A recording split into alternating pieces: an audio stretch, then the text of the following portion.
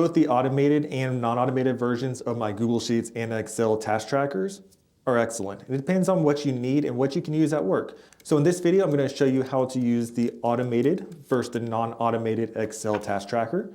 What's the similarities, what's the difference, and you can decide which one's best for you and your use.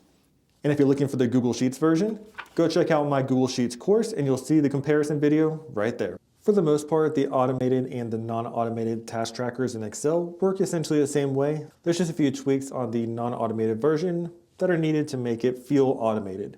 And for this video, the automated version is going to be on the left and the non-automated version is going to be on the right.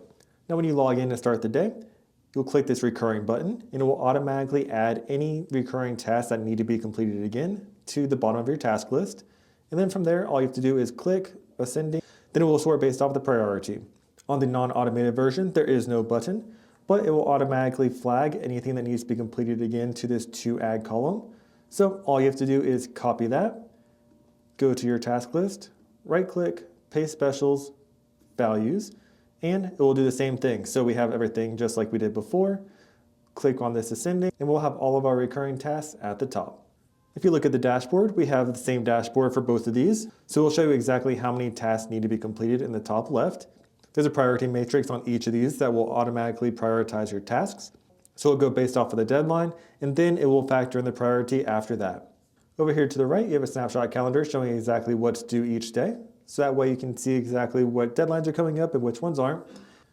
And there's a Kanban view showing exactly where each task lies. And there's also a visualizations tab showing exactly what you completed each week as well as month. Now for the differences. So on the automated version, you can mark a task as parked, and it will automatically move from this list and go to the bottom of the parked tab. So you can keep an eye on things that you don't really want cluttering up your task list, but you're not going to lose visibility into them. Whenever you're ready to complete it, you can simply mark it as ready, and it will move back to the bottom of your task list. This feature doesn't exist on the non-automated version, but it's really not a deal breaker, and that's because I rarely ever use it.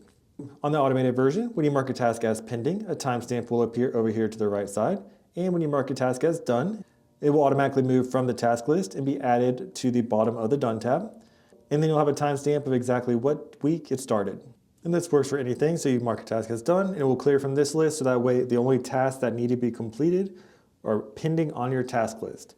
On the non-automated version, whenever you mark a task as pending, there is no timestamp to the right. But when you mark a task as done, there is a timestamp to the right. But realistically, it's a formula. So you can mark all your tasks as done. It doesn't clear from your list quite yet. But let's go ahead and mark a few. At the end of the day, all you have to do is sort this column based off of descending. It will bring all your done tasks to the bottom. From there, just simply copy, go to your done tab. In the next available row in column A, we'll do paste specials, values. And the reason why we're doing values is because we don't want this formula to continue to be a formula. So by pasting values, this is now a fixed value. And then from there, all you have to do is delete what's currently there. One thing that I did forget to mention is on your recurring tasks after you add it, on the automated version, it automatically adds today's date. On the non-automated version, it doesn't. So all you have to do is click on the date and hit Control semicolon, and that will add today's date without you having to type it out.